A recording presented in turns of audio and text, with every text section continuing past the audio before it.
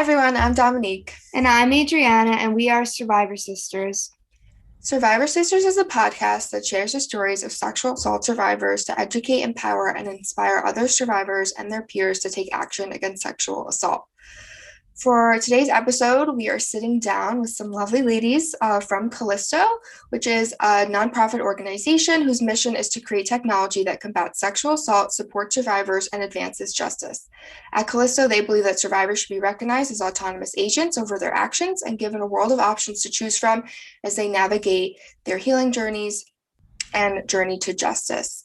Callisto created a repeat perpetrator detection system that allows individuals who have experienced sexual assault to securely create an encrypted entry of their incident into their matching system, in addition to various other resources that they have listed on their website. Our two guests for today are Dr. Antonia Franco and Maya Brockbank. Dr. Franco is Callisto's Chief Executive Officer. Her career has spanned over 20 years of executive and management experience in the nonprofit, philanthropic, and government sectors, advancing access, equity, and a voice for marginalized communities. And Maya Brockbank currently serves as a campus partnership intern for Callisto. She's also currently a senior at Stanford University, where she has also served as the co-director of sexual violence prevention within Stanford Student Leadership and is also responsible for helping organize the National Student Alliance Against Sexual Violence, which is a national coalition of student sexual violence prevention and Title IX advocates coordinating on local, institutional, and national efforts to uplift survivors and respond to the Department of Education's recent Title IX regulations. Thank you both for being here. We're so excited to talk to you today and to learn more about Callisto and kind of open up this conversation surrounding technology and sexual assault advocacy work. Thank you for having us. Yeah, thanks for letting us be here. This is an awesome opportunity. So we really wanted to record this episode not only to learn more about Callisto, because we believe that it can be a really valuable resource to a lot of our audience, but also to, like I said earlier, open up that conversation around technology and activism and advocacy work. That's something that we have been seeing since the start of the pandemic. We've seen a huge increase in our reliance on technology in all aspects of our life, from work to education to socializing, et cetera. And especially with the events of last spring and into summer, in the Black Lives Matter movement and other social justice movements, we saw a huge reliance on social media and technology to advance our activism and advocacy and to educate others on these movements. So we feel like it's also a perfect time to include sexual violence and domestic violence, and particularly for us, sexual assault on college campuses, into that conversation. And as Callisto being a tech startup nonprofit, we think that they're the perfect people to talk to about this and get their perspective in this conversation. But before we kind of dive into all of that, I would like to just start by having Antonia introduce Callisto and their services a little bit more, and just kind of how Callisto came to be and where are we now, and the different services and resources that Callisto currently offers students and survivors. Great. I'm happy to do that. Callisto started in 2011 by Jess Ladd, who is the founder and also a sexual assault survivor. And over the years, it has evolved in terms of the support and the product. And in its most recent formation, the product is such that survivors can go to our website, and if they so choose, they can actually create an account and, create an online record form. Right now it's downloadable, but we are working towards making it online. They can also enter matching, right? If they feel comfortable being able to identify their perpetrator and put those unique identifiers within our system. The one thing I do really want to underscore is that we have evolved as an organization, and the product has been developed by the voices of survivors, right? So gaining their feedback throughout the entire process and refining it to make sure that we are being really thoughtful about it, and that it's not re-traumatizing, and that they have agency to move through this process the way they feel is best for them. And so our site is secure and confidential, and only the survivor has access to their information. We don't even have access to their information. And that's how we want it, right? And only at a time if a survivor chooses to enter into matching and there is a match with another survivor, they can be assigned to a legal options counselor. And this is a lawyer that is working with us that has experience with Title IX rules and regulations, and also has experience working with sexual assault survivors. I also want to underscore that it's the survivor decides if they even want to talk to the legal options counselor, if they want to know further, right? It's really on their time. And if they so choose, they can say no, and that's it. If they choose to come back and decide later, that's really up to them as well. And also, I want to underscore that we have really amazing interns like Maya and others that are working with us to make sure that we're relevant and that what we're doing is right by and for our survivors. And so they have a huge, role in giving their perspective and being a part of the process. I think the other thing too is that we also have a list of resources on our website. So everyone starts at a different place. And so it's not up to us to decide how you start or where you start, but it's to say, here are a list of resources and you explore it the way that you want to and need to for yourself. And so, we want to just be there to be supportive, provide the resources, and then guide them along as they so choose. I'll pause there and I'll ask Maya if she wants to add anything else that I may have missed. I think that was pretty thorough and comprehensive, but I'm happy to speak on sort of individual points of that as the conversation goes on.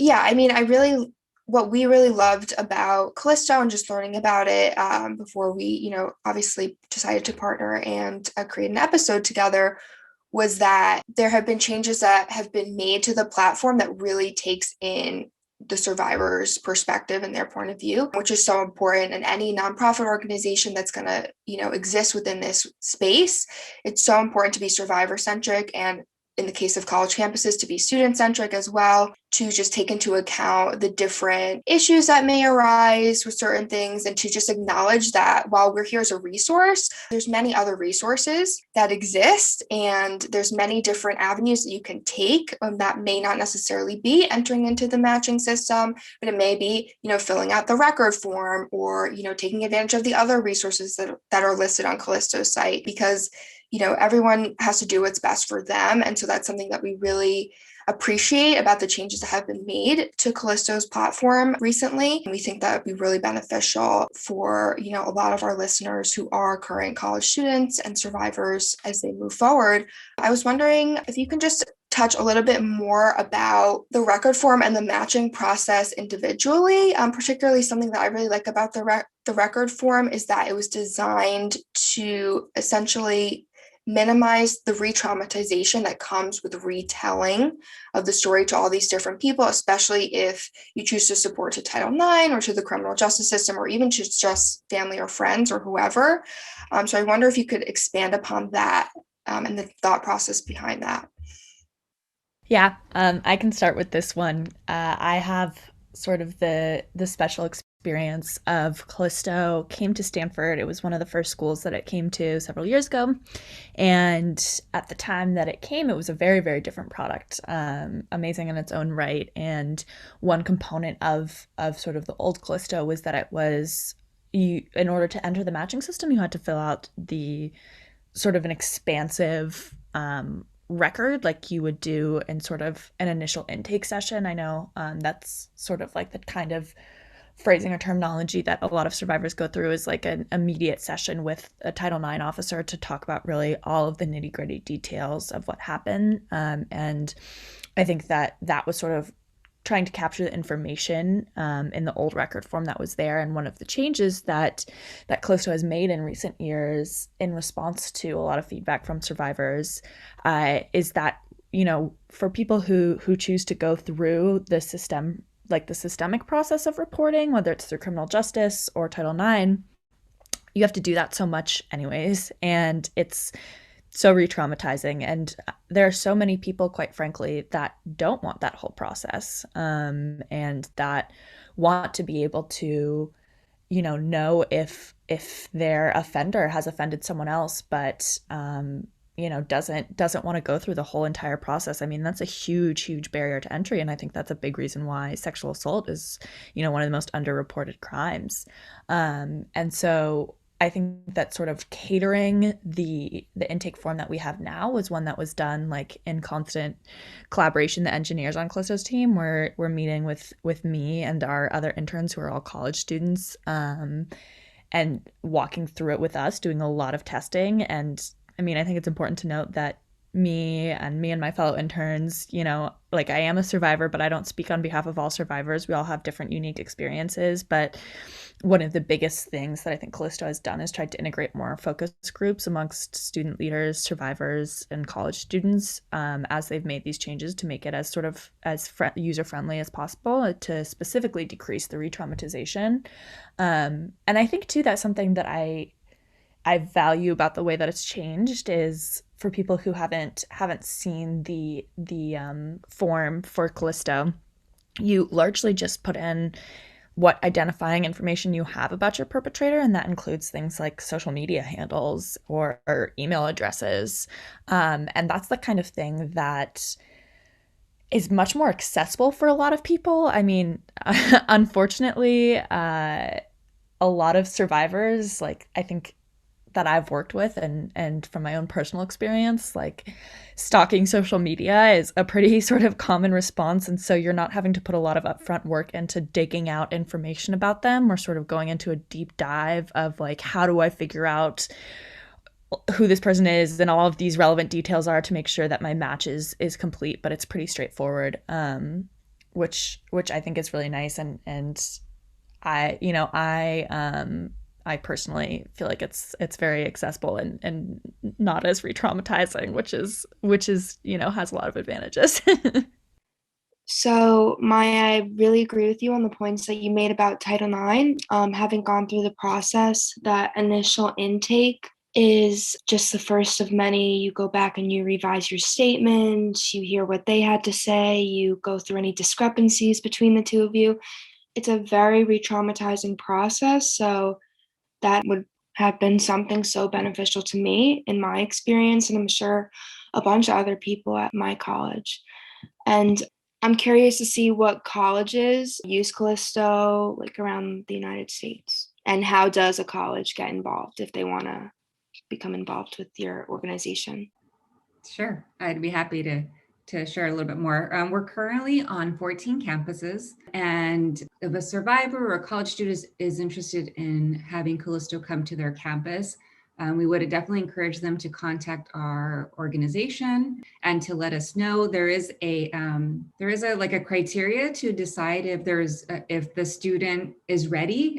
We definitely want to know that there is a community of student organizations that are supportive of bringing Callisto to campus. We don't need a formal partnership with the campus. We are our own independent 501c3 nonprofit organization, so we're working directly with students. And yes, if students are interested in learning more or wanting to see if we can come to their campus, let us know. It is our goal is to ultimately be on every college campus and make this resource available to every college student.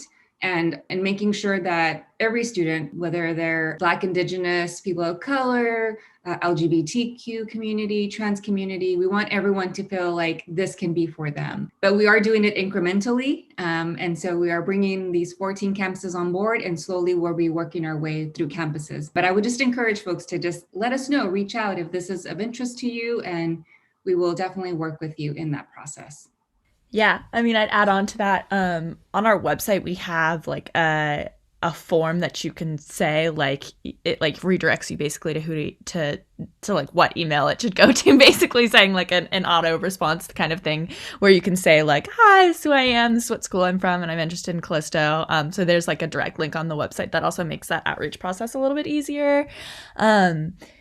And I'd add on to that, like a conversation that we've been having at Callisto that I think is really important is, as we think about expanding, we're also thinking about like, as we go from the colleges we're on and grow, how can we first start by being in the areas of the colleges that we're already on? Just because, especially in urban areas, a lot of college students socialize with students from other schools. And so in terms of being able to detect those repeat offenders, it's really valuable to be able to to look at like the region where you are and see like what your social network may be and who you're interacting with, as opposed to just your school for a lot of places.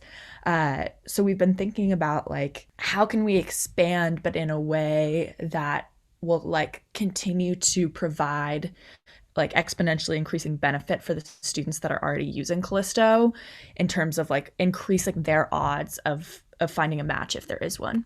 And I think that's something that makes me feel really excited about the expansion process, because it's really like incentivizing to want more schools on board, not just for them and those schools and their students, but also for the other students who are already using Callisto. You know, the more people that are in that network, the more likely they are to know that they aren't alone, or to be able to find community resources that are really specific to their area, find advocacy groups that are specific to their area. And that's something that I think is a really underrated piece in survivor advocacy as a whole, is the way that your physical community and your like local area really does affect your experience in a lot of ways. So yeah, that's just something I wanted to add. If I could add one other thing too, is that, yeah, what Maya said is like right on. And I think the other piece to highlight is that there are so many nonprofit and community-based organizations that provide support in that community, and we want to work with them too. So we feel like they're a part of that whole, you know, clustering community, if you will, of campuses providing support. Yeah, exactly. And I was just going to say, to Maya's point, I went to Barnard College, which is a part of Columbia, and there's obviously many different colleges in the city. And, you know, I have friends who go to NYU and who go to Yeshiva and who go to this place and that place. There's so many schools, particularly in New York City, but in many cities, especially like the big ones in the US. And a lot of the social life is interacted between students of different colleges and universities. So that's a really great point. I also wanted to just dive a little bit further into the matching system. So the matching system is designed to detect repeat offenders of sexual assault, which I think is really important. And I'm glad that that's kind of the focus that Callisto has taken in this tool, because repeat offenders are a very huge part of the problem, particularly on college campuses. But I mean, it does go beyond. I mean, these people eventually do leave the campus. But I just want to touch on that because when I created Survivor Sisters, I had to do a lot of research about sexual assault on college campuses. And that was like a huge component of the problem that I found. And it reminded me of a study that I used for a research paper that I wrote on this topic. And it was a 2015 study, and it showed that 2/3 of college rapists are actually repeat offenders, and that these people constitute over 90% of the rapes that occur on college campuses each year, which are staggering numbers. And I mean, this is just one study, but many studies have, you know, kind of echoed these same results. And it just like statistics like these that kind of show the gravity of how inadequately many universities handle sexual assault cases on their campuses, because they refuse to tackle the problem head on. And you know, they refuse to expel students to protect their image or for whatever the case may be. And they actually end up putting more of their students in danger and perpetuating rape culture on campus. So like, this is a huge deal in terms of kind of tackling this specific issue. And so I was wondering if you guys can just talk a little bit more about that. And particularly once a match has occurred, what are the next steps there?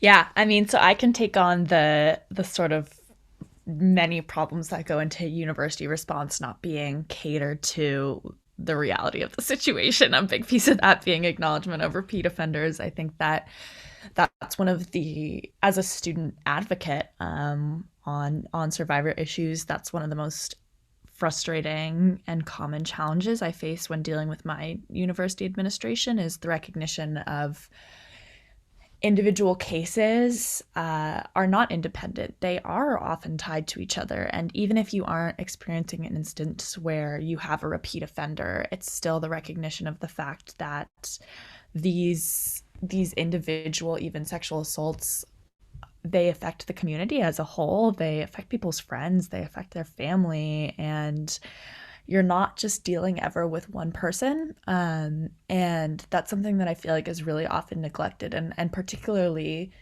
given that there are so many repeat offenders, I think the problem right now is that so many colleges and universities are run kind of like governments, where it's like you put out one fire at a time, and it's often without looking for, what the source of the fire is. And so much of it is treated as just handling case by case, often by sweeping it under the rug, unfortunately, resolving as quickly as possible. I think there's been a huge push in recent years to just always resort to informal resolutions as forms of, handling sexual assault cases, which isn't always a bad thing. A lot of times that's because that is what the survivor wants. But it is, I think, something that universities don't invest the upfront but long-term beneficial work of how do you root this out as a culture. And one way is thinking a lot more consciously about the fact that repeat offenders are common. And unfortunately, universities know this. This isn't like this isn't rocket science. And even like I've had some frustrating conversations with students and staffers at Stanford who have said like, oh yeah, we have a file of frequent flyers, is what they called it. That are just people they know. They've been through the system multiple times. I think this is also especially a huge problem with staff and professors too, where it's just the same members of these institutions that stay there for years and years and years and continue to be offenders. And it's really damaging. And there's been kind of a numbness to it, I think, at least in my experience with my university, of that's just the way it is. We get frequent flyers. We get people who go through the system multiple times, and there's nothing we can do about it. And that's not true. There are things you can do about it, and providing systems of accountability is something that is complex, and you have to do thoughtfully, and you have to do it in a way too that doesn't, just like increase the school to prison pipeline, or doesn't just resort automatically to leaving these people out in the dust with no options, where they're likely to repeat again anyways, and just not on your campus, but just on someone else's campus, or, in another community that they go to afterwards. It is a lot of work. It's hard, but it's the kind of thing where it's about creating sustainable solutions towards actually ending cultures of violence. And that's something that I think very few campuses themselves are putting in the work to do, unfortunately. And so that relies a lot on students and student advocates, and then on sort of external sources like Callisto in this case, to be able to come in and sort of be supportive systems in the way that they can when colleges fail to be the advocates that survivors need. Yeah, I definitely agree with the last part that you were saying, where like a lot of it falls on the students and the survivors. Just like something that I just noticed, like I'm sure most people are aware that there are repeat offenders, and that it's more than likely that the person who has violated you has violated someone else. There was actually a Twitter movement in the summer where people were calling out their abusers by name, and there was so many people, like if you just looked at the comments, they would be like, he did it to me too, he did it to me too. And just like seeing that movement and like how empowering it was also just like a disgrace, because you hear these stories about how these repeat offenders, they just keep getting away with it and away with it, and that the schools, like as much as they try to do something, like it just doesn't seem like they're doing enough to get rid of this prevalent problem. Yeah, it is. And it's really hard and unfortunate to see. And it also, when you see so many of those instances as a survivor, even just as an ally, as a student, it gets to a point where it's hard to believe that your university really is trying. Like it's hard to believe all the messages you receive from your university that they want the campus to be free of sexual assault and things like that, when you see, oh, you let the same person go through your Title IX process, X number of times, and that they're still on the campus with no consequences, like continuing to be a safety threat. It's hard to trust them, I think, and that creates so much institutional betrayal. And that, like, for a lot of survivors I've worked with, the institutional betrayal and feeling like your school doesn't actually care about you and isn't working to fight for you is in some ways can be a worse trauma than the assault at times, just because that's so, I mean, talk about trust issues, like first having something where you lose trust in someone else, and then having a whole system that you're realizing isn't designed for you. I mean, that is next level trauma that we aren't really doing enough work to address. Yeah. I mean, I think especially like the institutional betrayal is a huge component of why people don't report, why they don't go to Title IX, why they don't go to the criminal justice system, even sometimes why, I mean, this isn't necessarily institutional, but it's indicative of who we are as a society, why they don't tell their family or friends or their peers because they're so afraid of the judgment and stigma. And oftentimes, the reality is these cases don't go the way that they're supposed to go. They have little to no benefit to the survivor when it's all said and done, and they're only just left even more traumatized to begin with, having to retell their story, having to be told that, this wasn't violent enough to be considered rape or assault, or to have any sort of action being taken, or are you sure that you did this, to constantly being questioned over and over again, which is why organizations like Callisto having these resources is so important, like having a record form to avoid that if you choose to go through that process is something that could be so valuable. Having a matching system to try and tackle this issue when universities seem so unwilling to do so is, something that at least can help the problem in some way, maybe not institutionally as a whole, and kind of create that systemic change, but to have some sort of support or guidance with a legal options counselor if there is a match and so forth. And so that's something that we really need to work on. That's something that I definitely found through all of the research that I did. It's disheartening. I'm not a survivor, but just doing this work as an ally and an advocate for survivors, it makes me angry. It really does. And I know a lot of people feel the same sentiment. It's frustrating, it's hurtful, and a lot of students feel like they're not protected and that their university doesn't care about them, which is a huge problem.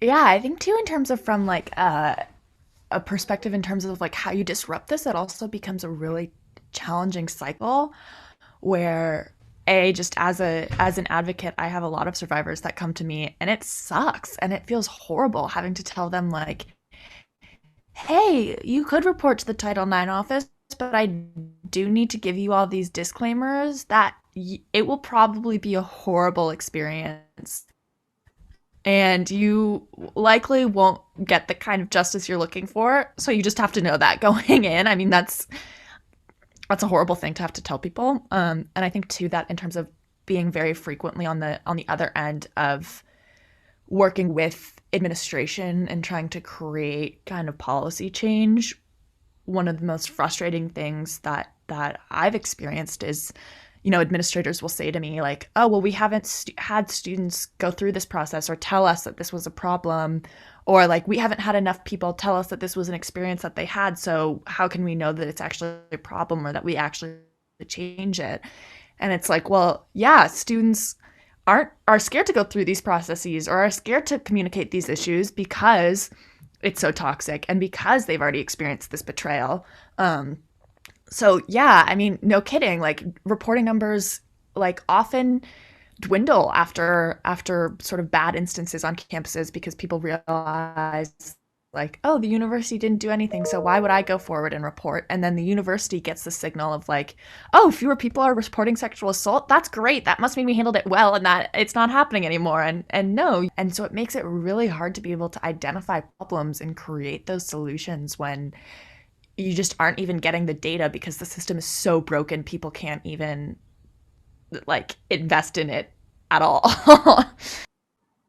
And I wanted to add that, I think that's why we created the matching to empower survivors, that if you're not getting the support that you need, that you could use our system in a very secure way, very confidential, and that, it can be a daunting process. And so if you want to protect yourself and your community, and you want to see if that serial perpetrator can be identified, the best way to be able to figure out what the process is like is to talk to someone, right? And for us, that's why we identified and brought in legal options counselors. And I think for survivors to know what their rights are, and to know what the options may look like, and to be able to talk to someone and talk through, like, what are the implications if I choose this route versus another, right? To be able just to talk through and just figure out what that could look like, what those scenarios could look like. I think that's why we wanted to incorporate legal options counselors to our process, and to have individuals, so lawyers that would have attorney-client privilege, so they can't divulge that, right? That's an important piece to this, and that they have experience working with survivors. So they're caring, empathetic, and they're there really for them, right? And so I think that's why I'm so excited for us to have this new addition, because I think it will really help support survivors throughout that process. I mean, it's really important that, anyone who kind of included in this conversation and in this process to be trauma informed, to maintain privacy and confidentiality, and to ultimately respect, the wishes of the survivor and what they choose to do and maintain their autonomy. That's so important and something that we really value about Callisto, and how you've kind of put that at the forefront of the organization and the services and resources that you provide. I have a question for Maya in particular, just as a current student on a campus that is currently using Callisto, and the different, organizations that you're involved with on campus regarding sexual assault and sexual violence. How has the response been from the people that you've worked with on campus? And basically just kind of how has it manifested on Stanford's campus? Yeah, I mean, I think something that I think speaks a lot of volumes is the people that I talk to the most that are like familiar with and recommend and utilize Callisto are student RAs. On our campus, like our RAs are very active members of the community in like a non-penalizing kind of way. There's usually really close relationships between residents and their RAs. It's not like at a lot of schools where that's like very much a disciplinary role. It's really more kind of like it's like more community mentors that are on campus. And so the fact that that's like a resource that they are ones that often recommend, I think, is what gave me confidence in Callisto when it came to Stanford. And as it started becoming popular there, they're often the people, one of the first people that students report to. They are mandatory reporters, and so it does sometimes involve then students having to go through the Title IX process. It also can just mean that the Title IX process the Title IX office reaches out to them and says, do you want to make a report, yes or no? And you can ignore them. You can say no, whatever. But the fact that oftentimes those trusted sort of first response community members have recommended Callisto, I think has shown to me that it's something that is valuable for people and is working for people. And like complete honesty, Callisto has undergone all of these changes really recently. And I think that because we are all online, that communication about like what those changes are, and it's become a lot harder. So just to be completely honest, the dynamic will probably be different in terms of like how students at Stanford's campus react to the new Callisto, what people tend to use it, what sort of those initial reviews are. We don't know that yet, but I'm feeling optimistic that people will feel happy about it, and that they will, feel like it's new and improved. But correct me if I'm wrong, one of the improvements that you guys made was excluding Title IX from your process with Callisto, right? Can you guys talk about that decision more, and then why you guys came to that decision to exclude Title IX, and what's your process like now without them? Yes, I'd be happy to. So as I understand it, is that we sought the feedback of our survivors and students in terms of what was best for them. And they, as Maya has already shared, in terms of the challenges with Title IX offices, we felt it was really important to be able to work directly with students, and give the students the agency to decide how to proceed. So beforehand, working with the schools in a formal way, in a formal contract, required us to give the information to the campuses, right? And in this manner, students really decide. They can still report to Title IX, right? They can still go to Title IX in our current format, but it's their choice. It's the survivor's choice. Whereas before it was part of the process, right? It was standard that it would go to Title IX. So that's a big part of the reason why we shifted that over. And as Maya said, I mean, it does require us to really be intentional about how we build awareness across a campus now, right? Because we are working one student at a time, if you will. And that's very different than working with the whole system. But at the same time, I think that I do feel really confident about our student advocates on campus that can help disseminate the information more effectively within their groups and their circles to know that we're available. So yeah, that was part of the decision. Maya, do you want to add anything else to that? Yes. So as I heard that Callisto was changing, and then I found out that sort of a critical change was them disassociating from the Title IX office, that actually is like what inspired me to want to come work for Callisto.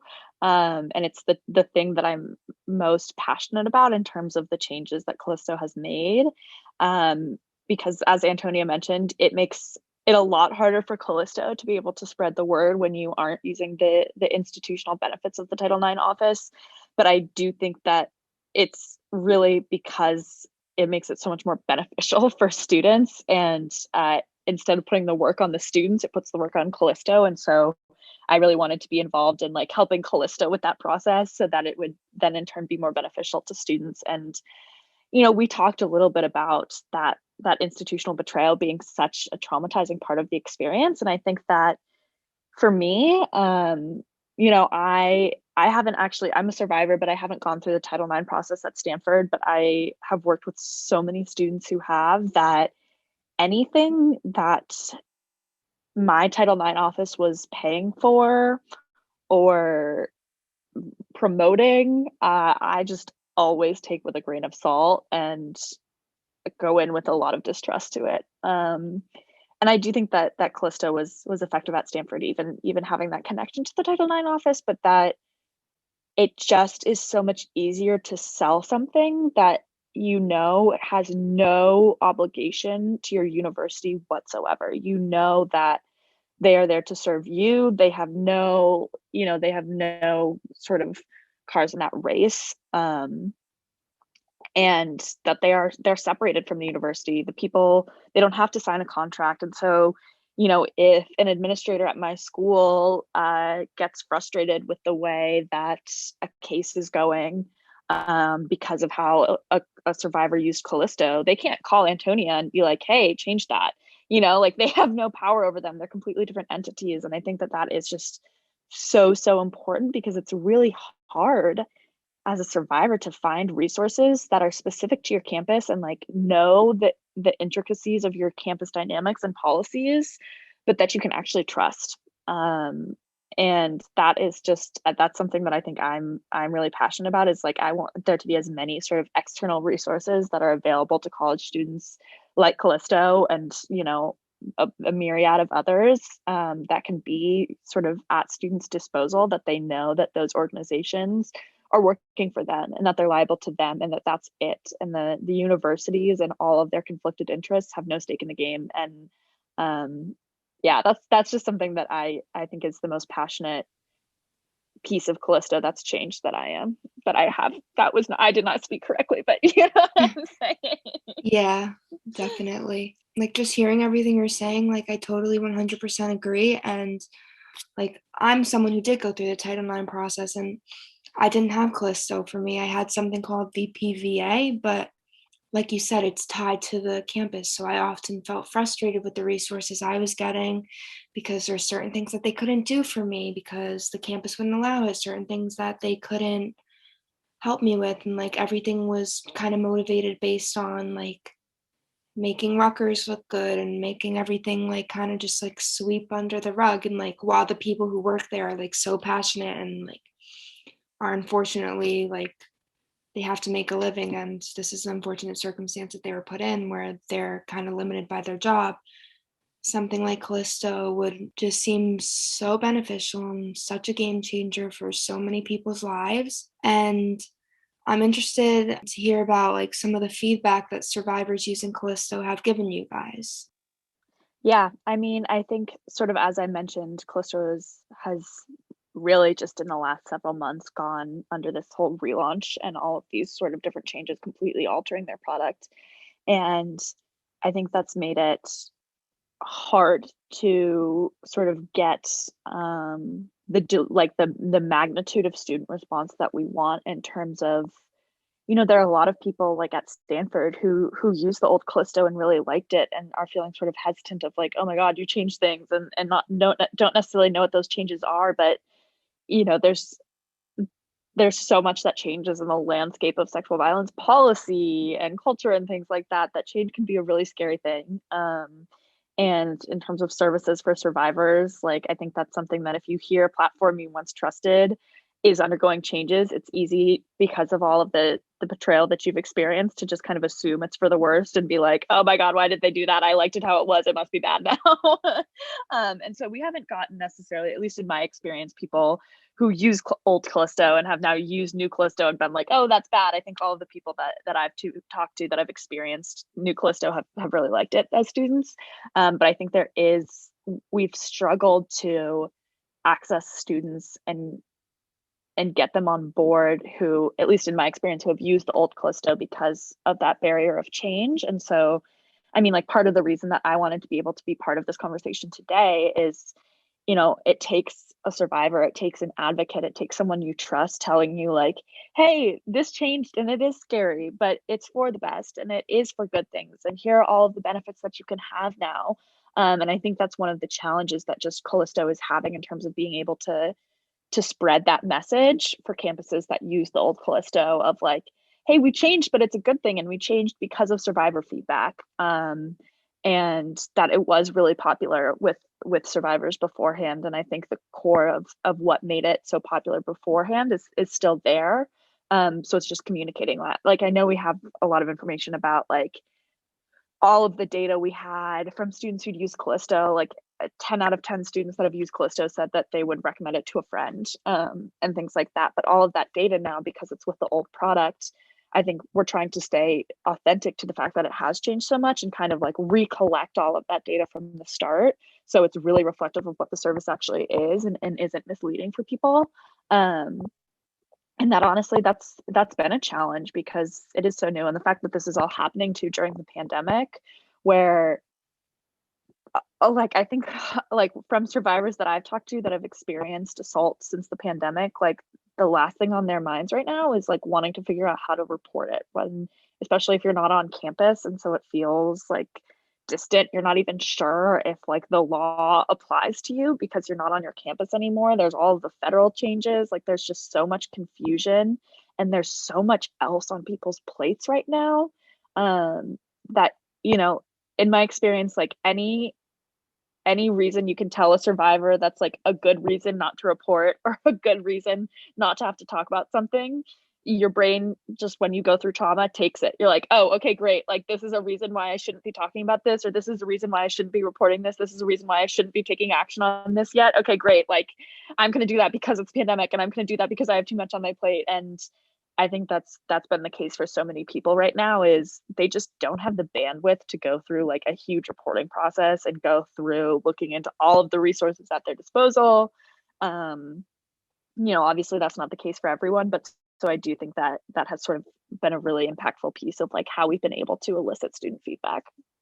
If I could add as well, is that a couple of things is that we launched a new website literally just a couple of weeks ago, and that was informed by survivors, like how to make that, you know, work for them. And so I would encourage any of your listeners to check out our website, right? And give us your feedback through that process and tell us, does this work for you? Does this resonate with you? Is it helpful? Because that feedback helps us make it even better, right? So there are so many ways in which survivors and allies and advocates can give us feedback. even though we're a new product, right? I think we are wanting to do surveys and informal conversations and focus groups throughout the year as we build out these communities across the country, these regions. So there are plenty of opportunity for individuals to give us some of their feedback about what they think about the new product. The other thing I wanted to share, as college campuses are in this hybrid format, right, of like, some of them are only online and some of them are a couple of, a certain percentage of students are on campuses. We have to really pivot and say, how can we best serve survivors in this situation? And so social media is a really significant way in which we can reach out to survivors and allies and students, right, through Instagram and other forms. And I think the other thing too is that we're looking at how can we place an ambassador on each of our affiliate campuses that will work closely with us, kind of like the interns, kind of like Maya's working with us, that we have someone on the ground that can really inform us about what works for your campus, who are the students we need to talk to, how can we disseminate this information. And so soon we'll be unveiling that, and rolling that out. And I think having an ambassador at each of the campuses will just be a great way for us to work together and figure out how to spread that message, because we do want to build that trust. We want everyone to know that we're here for you. And so any feedback that we can receive along the way is like greatly appreciated and beneficial to improving what we do.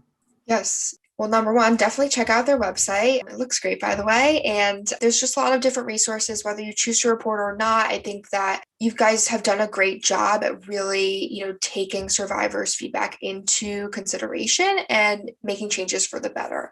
While obviously we haven't used the old Callisto or had any sort of contact with it, that institutional betrayal and the mistrust that kind of transfers to anyone who's kind of associated with Title IX and the universities as a whole is really real and is valid. And I think that ultimately it will be a change for the better, just because I know so many people, and we've had so many survivors reach out to us, the people who have come on to our podcast to share their story have experienced that or have avoided going that route because of that and the experiences of others that they've heard about, and that they just want to avoid that completely because they don't want to put themselves through that.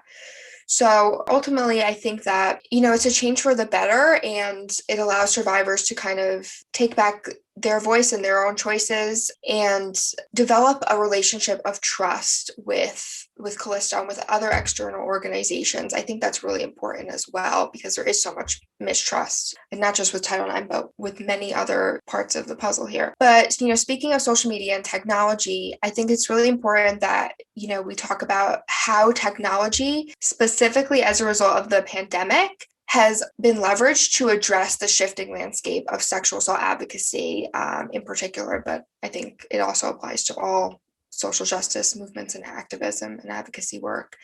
And I was wondering if either of you had any sort of input on that. Maya, I know, being a current student and also being involved in advocacy work, both on campus and off, what has your experience been like in the pandemic in terms of that? Yeah, I mean, it's so challenging. And I think the pandemic has really revealed that all of the problems that we have in society and in all of our localities, on campuses, sort of you name it, are just being exacerbated right now.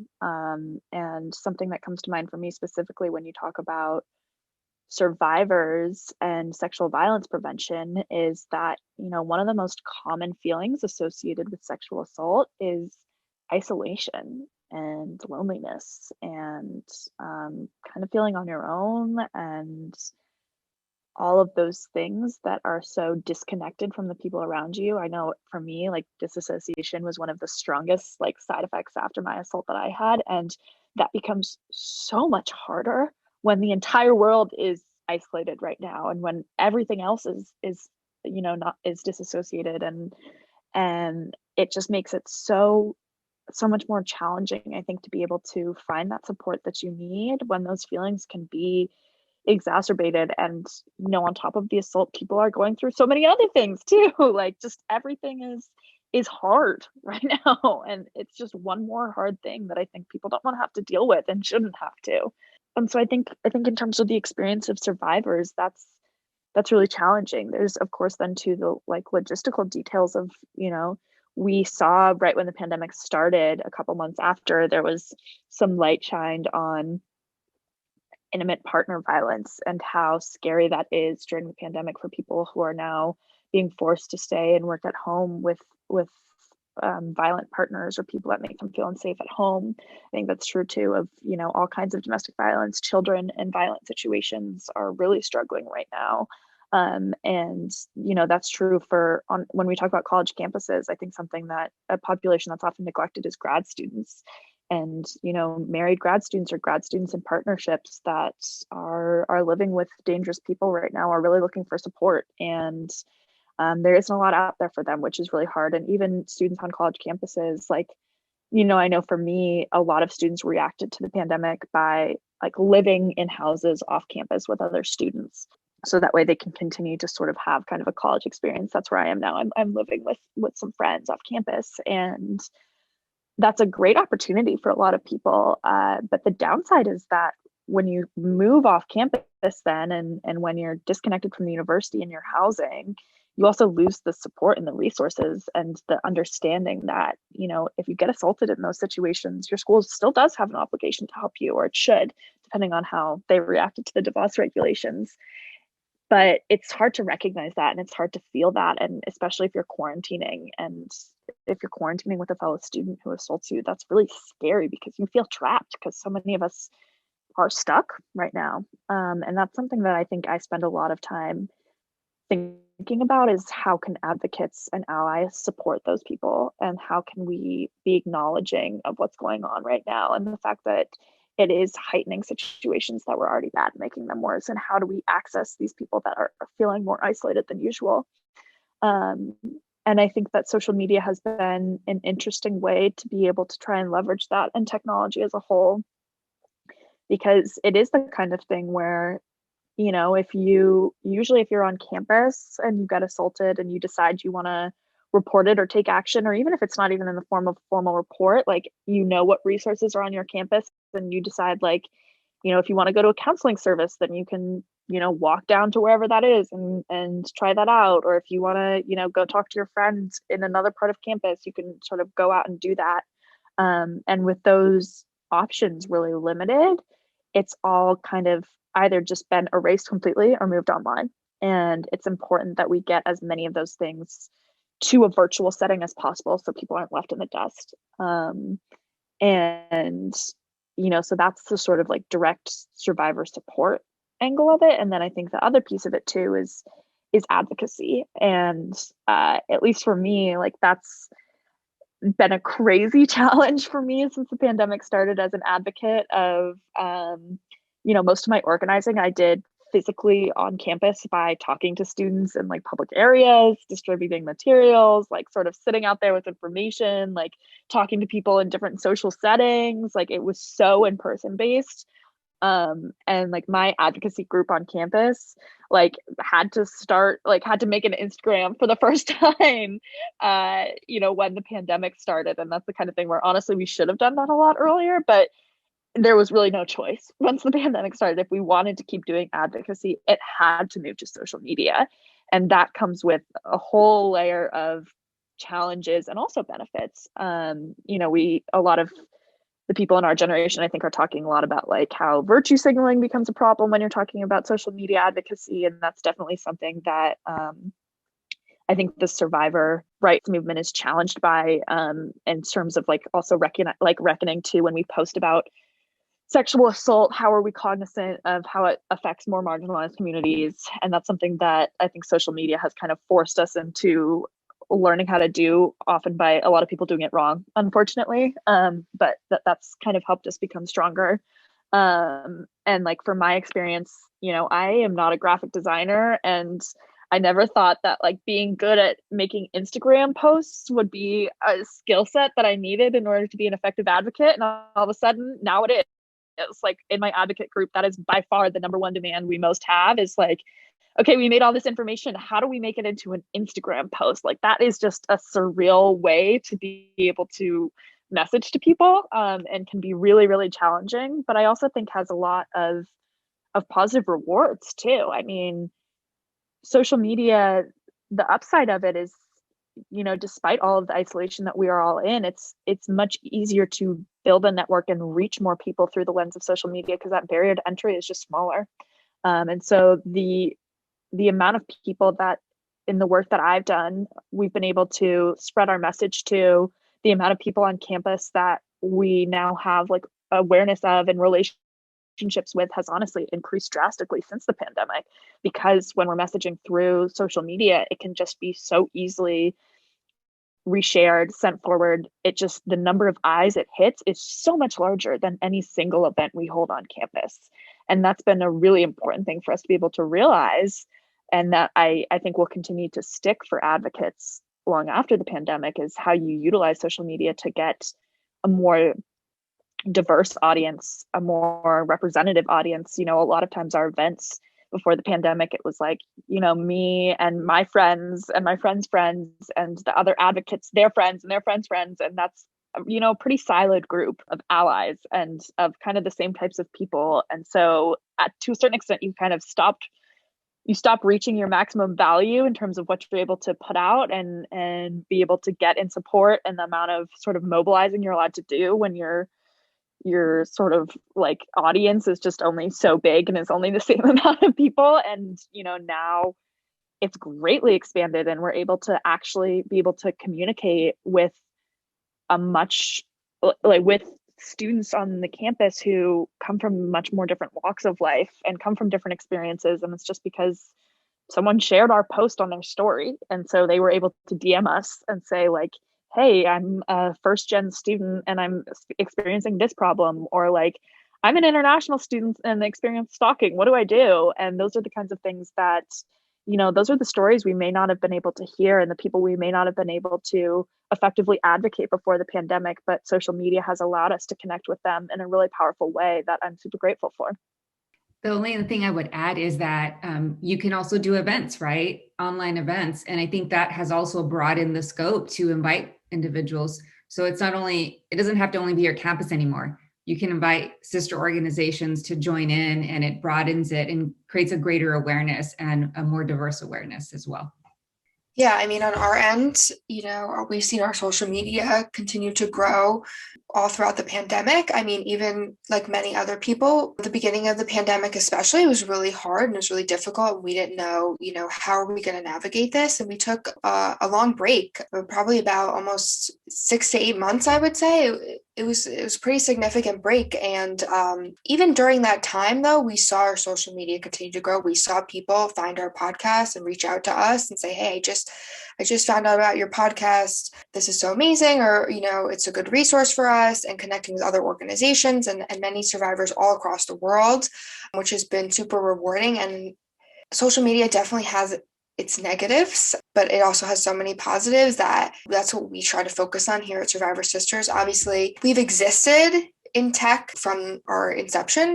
We started the podcast in, I believe it was September 2019. So just about like 6 months or so before the pandemic. And we've continued to grow since then. But now podcasting and social media and all forms of media really are, blowing up, and people are seeking that out. And we honestly feel like it's made a lot of this information a lot more accessible to people, which is so important.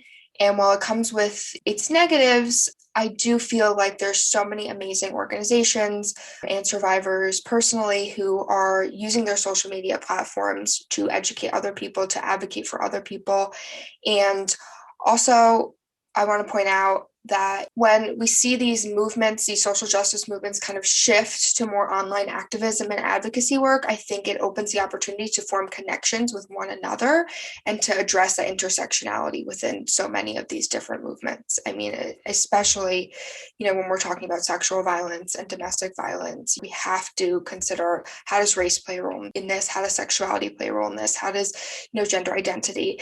And that's something that we've always tried to do before, the pandemic, but something that we have become much more acutely aware of since then. I think that a lot of people are in a similar situation. So I think that it's important if you are currently struggling right now, if you feel like you need more resources or you need more connection, that's valid. But there are so many resources and people and accounts and events and all these different things available to you. And people are putting in the work, which is so important to continue to make those connections, to support one another, even in this like virtual landscape. And I know that we've connected with so many people. So it really kind of opens up, the scope of the impact that you can make and the support that you can give to others. And so that's really important as well. Something you said that really, really inspired me is that there are so many people out there. And I think another side effect of the pandemic is that people have really realized what's important to them and like the ways that they want to spend their time and how that can be as meaningful as possible.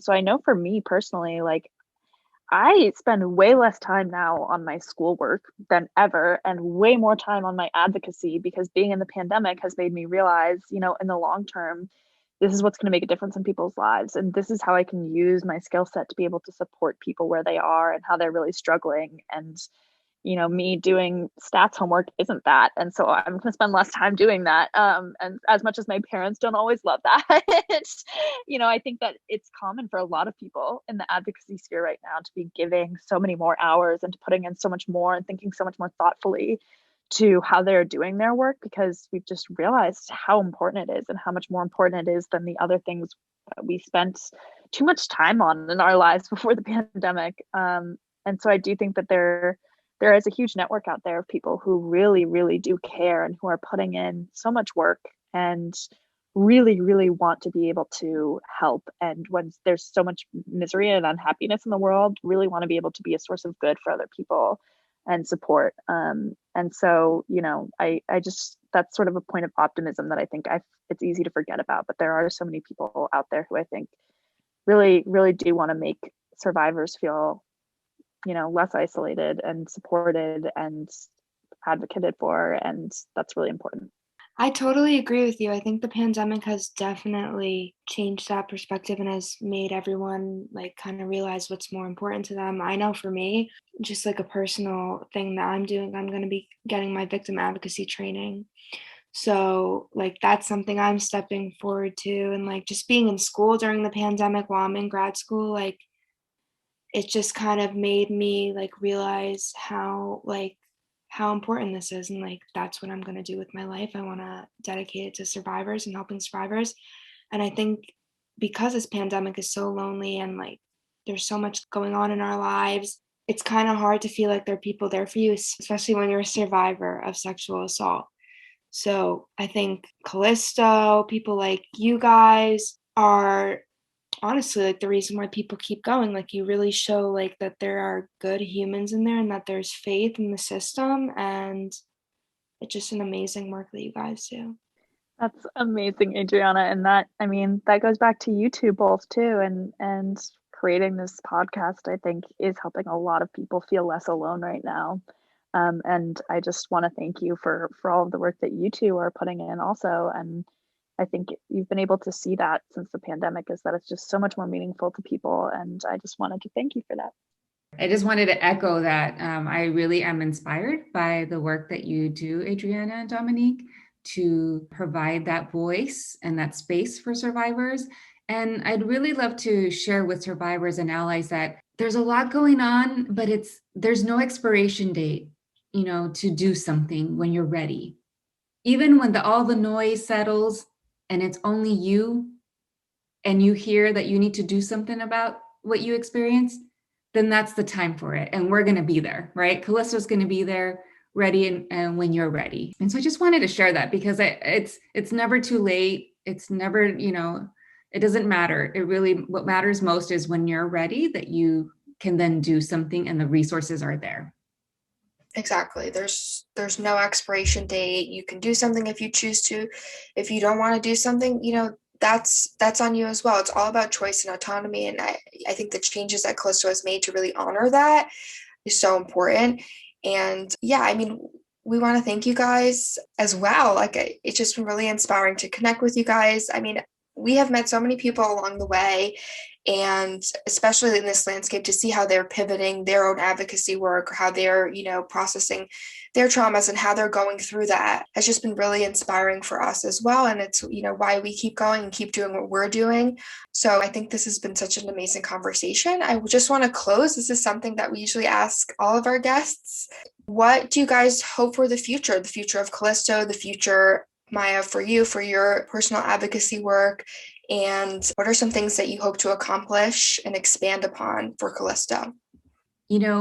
My hope is that survivors, and not only survivors, but allies and family members and communities, know how to be supportive of one another. One of the things that we're now working on is how to create content for allies, and how can a survivor have that really challenging conversation with their families, right? And my hope is that we will continue to share more information to support more individuals and create a very broad community that has more information now than they ever did, and that they feel more confident about how to support survivors. And that's my personal opinion around that. But also as an organization, we just want to provide the best product that resonates, that is in service of survivors, and that we can open it up to whomever wants it ultimately, right? That's where we're going to have a greatest impact, and really try to do our part in the prevalence of assault in our community. Yeah, I want to echo that. And in terms of my hope for Callisto, I think I just hope it can be an added source of trust. I think there's just not enough trust in the entire experience that survivors go through from start to, I would say start to finish, but there is no finish. There's no end of trauma. And there need to be more places where you can feel secure, resources where you don't have to be second guessing everything, and you don't have to be wondering if this is going to work out for you, or if you can be betrayed, or all of the myriad of questions that it's so easy to feel after a traumatic event like assault. And I hope that Callisto, as it continues to change and evolve, can be, most importantly, just a reliable source that's a resource people can trust. And yeah, I agree. I mean, ideally, it's can be accessible to anyone. It's something that you can, reach out to an LLC whenever you want. And it's something that, every student at any college campus can have access to, and that someone in every friend group knows about Callisto. I think that's a phrase that my coworker, who I love, Lauren, coined, was that she wants everyone in every friend group, there to be one person in every friend group who knows about Callisto. And I think that that's, in terms of from the Callisto side of things, a great goal to work towards. I mean, I think personally, Adriana, what you said really resonated with me. I've realized that survivor advocacy is going to be part of my life's mission forever.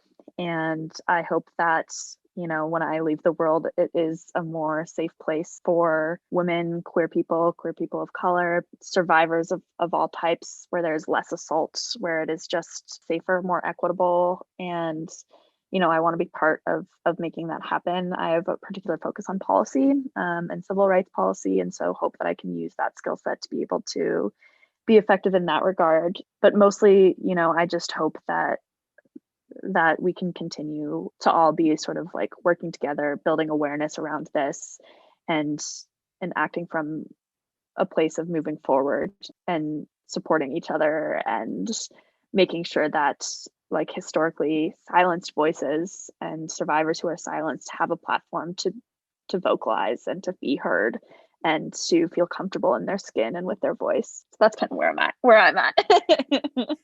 Yes, very, very well said. And that, that's the goal of Survivor Sisters as well. We want to be a platform for all survivors of all different backgrounds to kind of take back their voice and share their stories, and just, refuse to be silenced. There's so many people, institutions, whatever, that are trying to silence your voice, and it's not right. And we need more, organizations. We need more platforms where survivors can do that and take back their voice and take back their autonomy. And so that's why I'm really excited to have had you guys on. And yeah, you can check out Callisto. Their website is mycallisto.org, and you can follow them on Instagram at Callisto. We will have all of their information linked on our social media at Survivor Sisters is our Instagram handle. And we'll also be sure to include a list of the current college campuses that are actively using Callisto. And if you feel like you want to get involved and have Callisto come onto your campus, we will provide information on how you can contact Callisto and try to set that up and make something happen in that regard. But yeah, thank you guys so much for coming on here. You can listen to Survivor Sisters anywhere. You can subscribe to podcasts, Spotify, Apple Podcasts. We also post on YouTube. We have merch that we sell in our Teespring store that's linked in our bio, and we donate the proceeds of that to different nonprofit organizations that combat sexual assault. Thank you everyone for listening, and we hope to see you guys next time. We Thank will you. not be Thanks for having us. silenced.